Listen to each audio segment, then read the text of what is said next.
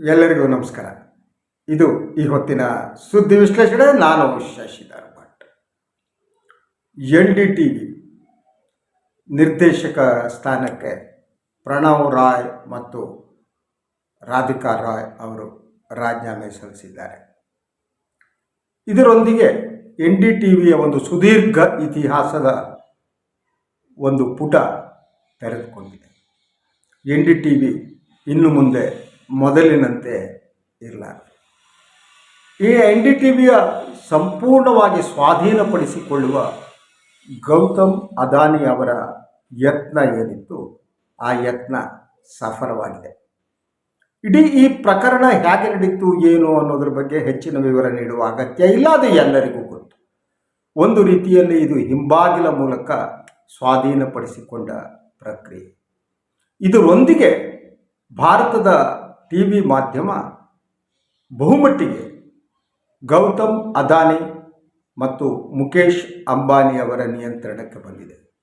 ಈ ದೇಶದ ಮಾಧ್ಯಮಗಳಲ್ಲಿ 90% ಅಷ್ಟು ವಾಹಿನಿಗಳು ಅವರ ನಿಯಂತ್ರಣಕ್ಕೆ ಡೈರೆಕ್ಟ್ಲಿ ಮತ್ತು ಇಂಡೈರೆಕ್ಟ್ಲಿ ಒಳಪಟ್ಟಿವೆ.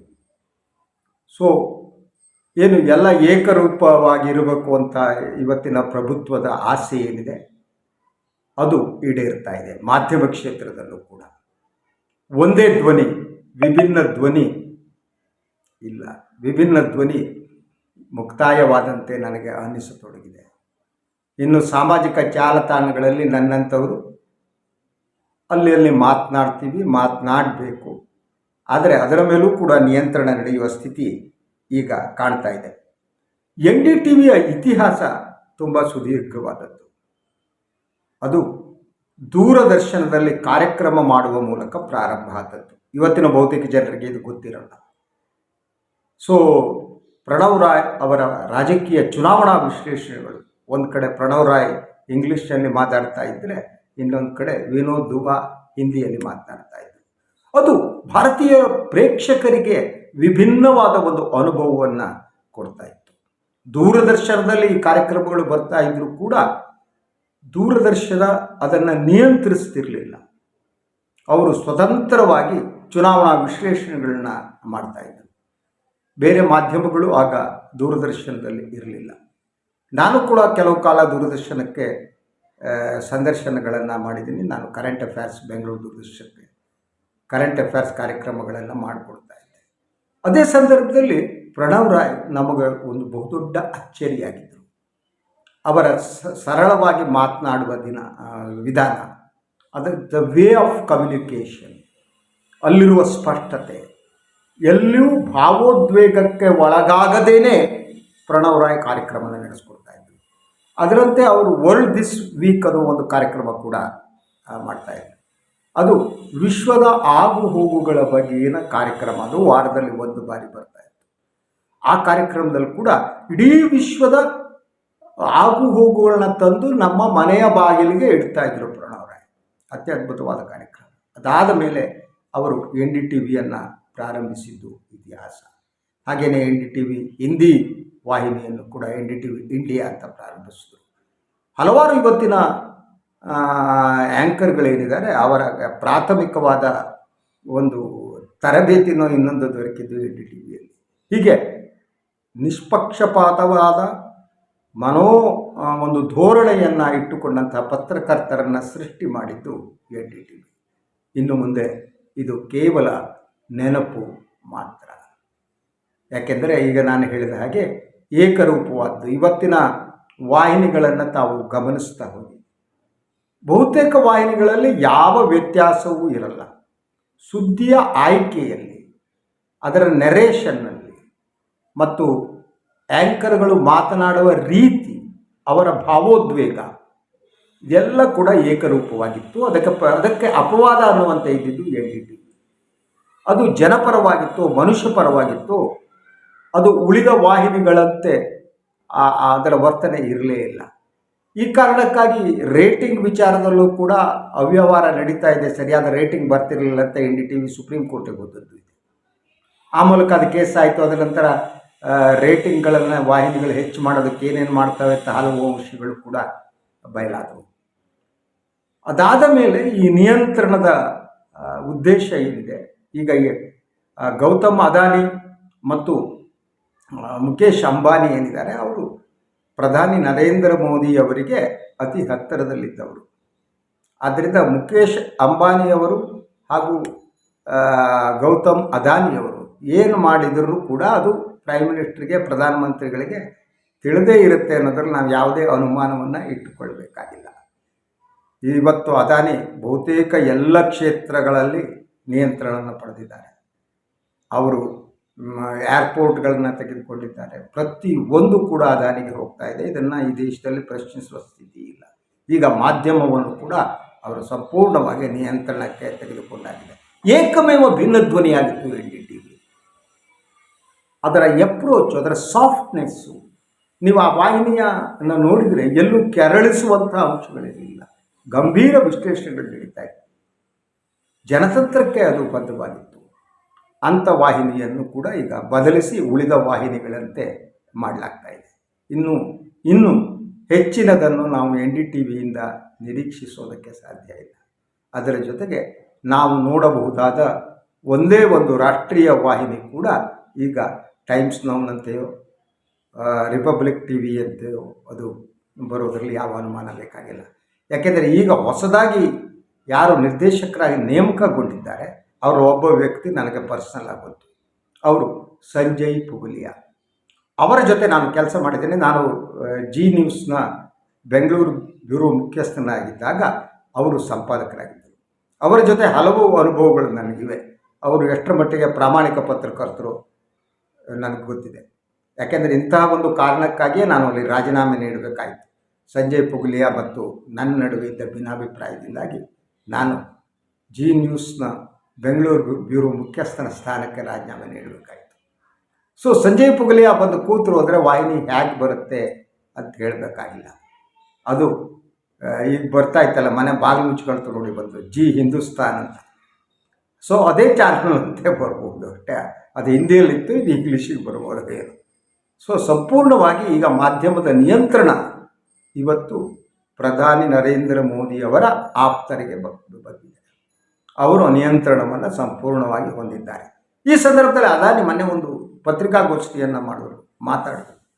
ಅದರಲ್ಲಿ ಹೇಳಿದ್ರು, ಸರ್ಕಾರದ ಒಳ್ಳೆಯ ಅಂಶಗಳೇನಿರ್ತವೆ, ಅಭಿವೃದ್ಧಿಯ ಅಂಶಗಳಿರ್ತವೆ, ಅದನ್ನು ಕೂಡ ವಾಹಿನಿಗಳು ಪ್ರಚಾರ ಮಾಡಬೇಕು, ನೆಗೆಟಿವ್ ಆಗಿರಕೂಡ್ದು ಅನ್ನೋ ಅರ್ಥದಲ್ಲಿ ಅವರು ಮಾತನಾಡಿದ್ರು. ಯಾವುದು ಒಳ್ಳೆಯ ಅಂಶ ಅಂದರೆ, ಸರ್ಕಾರ ಯಾವ ಯಾವ ಯೋಜನೆಗಳನ್ನು ಅನುಷ್ಠಾನಕ್ಕೆ ತರುತ್ತೋ ಅದೆಲ್ಲ ಅದಾನಿಯವರಿಗೆ ಒಳ್ಳೆಯದಾಗಿ ಕಾಣುತ್ತೆ. ಅದನ್ನೆಲ್ಲ ವಾಹಿನಿಗಳು ಪ್ರಸಾರ ಮಾಡಬೇಕು ಅನ್ನುವ ಮಾತನ್ನು ಗೌತಮ್ ಅದಾನಿ ಅವರು ಹೇಳಿದ್ದಾರೆ. ಅಂದರೆ ಇನ್ನು ಮುಂದೆ ಗೌತಮ್ ಅದಾನಿ ಅವರನ್ನು ಪ್ರಶ್ನಿಸುವುದೇನಿದೆ ಅದು ಸಾಧ್ಯನೇ ಇಲ್ಲ.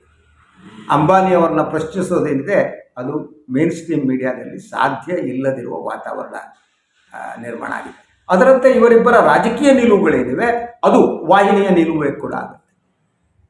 ಅಂದರೆ ಮೋದಿ ಸರ್ಕಾರದ ಎಲ್ಲ ಕೆಲಸ ಕಾರ್ಯಗಳು ಗೌತಮ್ ಅದಾನಿಯವರಿಗೆ ತುಂಬ ಒಳ್ಳೆಯ ಅಭಿವೃದ್ಧಿ ಕಾರ್ಯಕ್ರಮಗಳಾಗಿ ಕಾಣ್ತದೆ.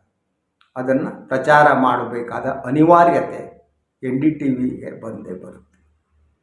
ಸೊ NDTV ಹಿಂದಿಯಲ್ಲಿ ರವೀಶ್ ಕುಮಾರ್ ಅಂತ ಆ್ಯಂಕರ್ ಇದ್ದರು. ಸೊ ಅವ್ರ ಕಥೆನೂ ಏನೋ ಗೊತ್ತಿಲ್ಲ. ಅವರಿಗಾಗಲೇ ಯೂಟ್ಯೂಬ್ ತಮ್ಮದೇ ಆದ ವಾಹಿನಿಯನ್ನು ಮಾಡಿಕೊಂಡಿದ್ದಾರೆ ಅವರು. ಸೊ ನನಗನ್ಸುತ್ತೆ ಈ ಭಿನ್ನ ಧ್ವನಿ ಇರುವ ನಾವೆಲ್ಲ, ನನ್ನಂಥವರು, ರವೀಶ್ ಕುಮಾರ್ ಅಂತವರು, ಇನ್ನು ಪ್ರಣವ್ ರಾಯ್ಗೆ ವಯಸ್ಸಾಯಿತು, ಅವ್ರು ಏನು ಮಾಡ್ತಾರೋ ಗೊತ್ತಿಲ್ಲ. ನಾವೆಲ್ಲ ಸಾಧ್ಯ ಆದರೆ ಹೀಗೆ ಯೂಟ್ಯೂಬು ಹಾಗೆಯೇ ಫೇಸ್ಬುಕ್ನಲ್ಲಿ ಬಂದು ಮಾತಾಡಿ ನಮಗೆ ಅನಿಸಿದ್ದನ್ನು ನಮ್ಮ ಪ್ರಾಮಾಣಿಕತೆ, ನಮಗೇನು ಅನಿಸುತ್ತೋ ಹೇಳೋದು ಪತ್ರಿಕೋದ್ಯಮ. ಸೊ ಅದು ಇದ್ದರೆ ನಾವು ಈಗ ಸಾಮಾಜಿಕ ಜಾಲತಾಣಗಳ ಮೇಲೆ ಅವಲಂಬಿತರಾಗಬೇಕಾಗಿದೆ. ಈ ಸಾಮಾಜಿಕ ಜಾಲತಾಣಗಳಿಗೂ ಕೂಡ ಬೇರೆ ಬೇರೆ ನಿಯಂತ್ರಣ ತರಲಾಗ್ತಾ ಇದೆ. ಮುಂದಿನ ಚುನಾವಣೆ ಬರೋ ಹೊತ್ತಿಗೆ ಈ ಸಾಮಾಜಿಕ ಜಾಲತಾಣಗಳಲ್ಲೂ ನಾವು ಸ್ವತಂತ್ರವಾಗಿ ಮಾತನಾಡುವ ಸ್ಥಿತಿ ಇದೆಯೋ ಇಲ್ಲೋ ಗೊತ್ತಿಲ್ಲ. ನನಗೆ ಇನ್ನೊಂದು ಅನಿಸ್ತಾ ಇದೆ, ಯಾವಾಗ ಅದಾನಿಯವರು NDTVಯನ್ನು ತೆಗೆದುಕೊಳ್ಳಲು ಹೊರಟರು ಆಗ ಸ್ವತಂತ್ರ ಪತ್ರಿಕೋದ್ಯಮ ಬಯಸುವವರನ್ನು ಉಳಿಸುವುದಕ್ಕೆ ಯತ್ನ ಮಾಡಬಹುದಾಗಿದೆ.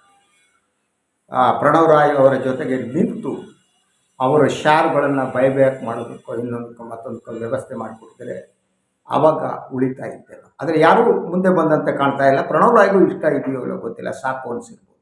ಆದರೆ ಅವರಿಗೆ ಸಾಕು ಅನಿಸಿದರೆ ಅದು ಅವರಿಗೆ ಮಾತ್ರ ಅನ್ನಿಸುವ ಸಾಕು ಅಲ್ಲ, ನನಗಿಷ್ಟೇ ಸಾಕಪ್ಪ ಅಲ್ಲ, ನೋ. ಯಾಕೆಂದರೆ ಇದು NDTV ಅಂತ ಒಂದು ವಾಹಿನಿ ಏನಿದೆ, ವಿಭಿನ್ನ ಧ್ವನಿಯ ವಾಹಿನಿ, ಅದು ಜನತಂತ್ರವನ್ನು ಉಳಿಸುವ ದೃಷ್ಟಿಯಿಂದ ಇರಲೇಬೇಕಾಗಿತ್ತು. ಅದು ಇಲ್ಲದಂತಾಯಿತು. ಎಂದರೆ ಈ ದೇಶದಲ್ಲಿ ಇನ್ನು ಮುಂದೆ ಎಲ್ಲರೂ ಒಂದೇ ಧ್ವನಿಯಲ್ಲಿ ಮಾತನಾಡುವ ವ್ಯವಸ್ಥೆಯನ್ನು ರೂಪಿಸಲಾಗ್ತಾ ಇದೆ. ವಿಭಿನ್ನವಾದ ಅಭಿಪ್ರಾಯಗಳಿಗೆ ಇಲ್ಲಿ ಅವಕಾಶ ಇಲ್ಲ. ನೀವು ವಿಭಿನ್ನವಾಗಿ ಮಾತನಾಡ್ತೀರಿ, ವಿಭಿನ್ನವಾಗಿ ಆಲೋಚನೆ ಮಾಡ್ತೀರಿ ಅಂದರೆ ನಿಮ್ಮನ್ನು ಟಾರ್ಗೆಟ್ ಮಾಡಲಾಗುತ್ತೆ, ಟಾರ್ಗೆಟ್ ಮಾಡಿ ಮುಳುಗಿಸಲಾಗುತ್ತೆ. ನಾನು ಇಂಥದ್ದನ್ನೆಲ್ಲ ಅನುಭವಿಸಿದರೆ ಬೇರೆ ರೂಪದಲ್ಲಿ. ಅವರ ಕಂಪನಿಯನ್ನೇ ತೆಗೆದುಕೊಂಡ್ರೆ ನನ್ನ ಸುದ್ದಿ ಟಿವಿಯನ್ನು ಎಲ್ಲ ಸೇರಿ ಮುಚ್ಚಿಸಿದ್ರು, ಇನ್ಕಮ್ ಟ್ಯಾಕ್ಸ್ ರೈಡ್ ಮಾಡಿದ್ರು, ಕಂಪನಿಯ ಬಾಗಿಲು ಮುಚ್ಚುವಂತೆ ಮಾಡಿದ್ರು, ಅಲ್ಲಿರುವ ಕೆಲಸಗಾರರು ನನ್ನನ್ನು ಬೈದುಕೊಂಡು ಓಡಾಡೋಂಗೆ ಮಾಡಿದ್ರು, ನನ್ನನ್ನು ದುಷ್ಟ ಅನ್ನುವಂತೆ ಮಾಡಿದ್ರು. ಭಾಳ ಜನ ಕೇಳ್ತಾರೆ, ಸುದ್ದಿ ಟಿವಿ ನೀನು ನಡೆಸೋಕ್ಕಾಗಿಲ್ಲ ಅಂತ. ಎಸ್, ನನಗೆ ಯಾಕೆ ನಡೆಸೋಕ್ಕಾಗಿಲ್ಲ ಅಂದರೆ ಹೋಮ್ ಮಿನಿಸ್ಟ್ರು ಕಚೇರಿಯಿಂದ ಆದೇಶ ಬಂದು ನನ್ನ ಚಾನಲ್ ಮೇಲೆ ಇನ್ಕಮ್ ಟ್ಯಾಕ್ಸ್ನವರು ರೈಡ್ ಮಾಡಿದ್ದು. ಸುಮಾರು 1.25 ವರ್ಷ ಕೇಸ್ ನಡೀತು. ಈಗ ಕೇಸ್ ಮುಗಿದಿದೆ. ನಮ್ಮ ಮೇಲೆ ಯಾವ ಆರೋಪವೂ ಪ್ರೂವ್ ಆಗಿಲ್ಲ. ಆದರೆ ಆ ಮೂಲಕ ಅದನ್ನು ಬಾಗಿಲು ಮುಚ್ಚಿಸಬೇಕು ಅನ್ನುವ ಮನಸ್ಥಿತಿ ಇತ್ತಲ್ಲ, ಅದರಲ್ಲಿ ಪ್ರಭುತ್ವ ಯಶಸ್ವಿ ಆಯಿತು. 1.25 ವರ್ಷ ಲೆಕ್ಕ ಹಾಕಿದ್ವಿ. ನಿಮ್ಮ ಅಕೌಂಟೆಲ್ಲ ಫ್ರೀಸ್ ಮಾಡಿ 1 ಪೈಸಾ ನಿಮ್ಮ ಅಕೌಂಟಲ್ಲಿ ತೆಗಿಯೋಕ್ಕಾಗಲ್ಲ, ಕಂಪ್ನಿ ದುಡ್ಡು ತೆಗಿಯೋಕ್ಕಾಗಲ್ಲ, GST ಕಟ್ಟೋಕ್ಕಾಗಲ್ಲ. ಇಂತಹ ಸ್ಥಿತಿಯನ್ನು ನಾನು ಅನುಭವಿಸಿದ್ದೇನೆ. ಆದರೆ NDTV ಸ್ವಲ್ಪ ವಿಭಿನ್ನವಾಗಿ ಕಂಪ್ನಿ ಟೇಕ್ ಓವರ್ ಮಾಡಿದ್ರು. ನಮ್ಮನ್ನು ಹಾಗೆ ಮಾಡಲಿಲ್ಲ, ಕಂಪ್ನಿ ಟೇಕ್ ಓವರ್ ಮಾಡೋಕ್ಕಾಗ್ತಿರಲಿಲ್ಲ. ಅದಕ್ಕೆ ಇನ್ಕಮ್ ಟ್ಯಾಕ್ಸ್ ಆಗಿಬಿಟ್ರು. ಸೊ ಸ್ವತಂತ್ರ ಪತ್ರಿಕೋದ್ಯಮ ಕೊನೆಯುಸಿರು ಎಳೀತಾ ಇದೆ. ಸ್ವತಂತ್ರವಾಗಿ ಯಾರ್ಯಾರು ಮಾತನಾಡ್ತಾರೋ ಅವರ ಬಾಯಿ ಮುಚ್ಚಿಸಲಾಗ್ತಾ ಇದೆ. ಎಲ್ಲರೂ ಒಂದೇ ರೀತಿ ಪುಂಗಿ ಊದಬೇಕು ಅನ್ನುವ ಮನಸ್ಥಿತಿ ಪ್ರಭುತ್ವಕ್ಕೆ ಇದೆ. ಉದ್ಯಮಪತಿಗಳು ಪತ್ರಿಕೋದ್ಯಮವನ್ನು ನಾಶಪಡಿಸ್ತಿದ್ದಾರೆ.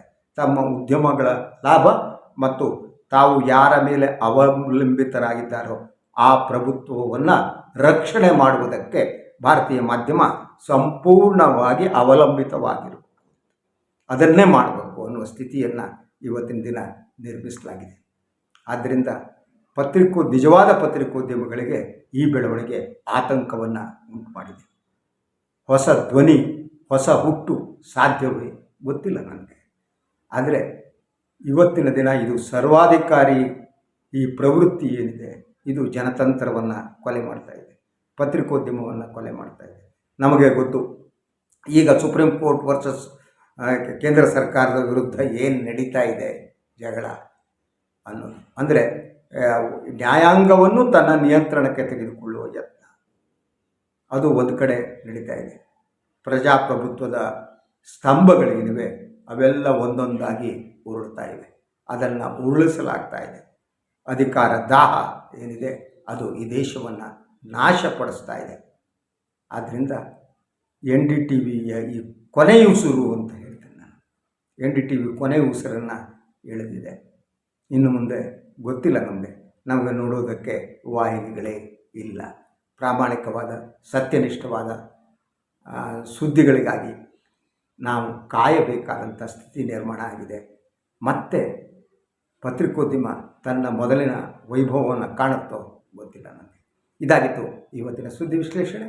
ಮತ್ತೆ ಇನ್ನೊಂದು ವಿಚಾರದೊಂದಿಗೆ ತಮ್ಮನ್ನು ಭೇಟಿ ಮಾಡ್ತೀನಿ. ಎಲ್ಲರಿಗೂ ಒಳ್ಳೆಯದಾಗಲಿ. ನಮಸ್ಕಾರ.